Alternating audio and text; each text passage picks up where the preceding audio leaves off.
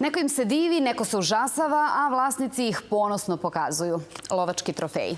Put od slobodnog trka u šumi do kućnog ukrasa ide preko radionice preparatora. U Srbiji postoji svega nekoliko preparatora koji se stručno bave ovim poslom.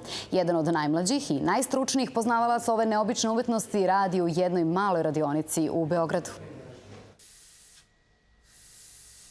Zanimanje preparator. Udahnuti novi život stanovnicima šume, savane i džungle. Jedino društvo su mu poljski miševi. Kolege Dermastida maculatus, kolonija čistača. Posle njihove obrade kože i kosti su spremni za prepariranje. Ovim poslom se bavim 15 godina. Prepariram životinje, to su mahom lovački trofeji. Kućne ljubimce odbijam. Dolaze životinje iz svih delova sveta. Do sada nema dela zemaljske kugle odakle životinje nisam preparirao. Nekada su se preparirane životinje punile slamom, a sada se koristi poliuretanska pena koja se izliva u kalup. Koža se štavi i lepi na model. Srđan sve to radi sam, a anatomiju sisara, ptica i riba poznaje bolje nego biolog.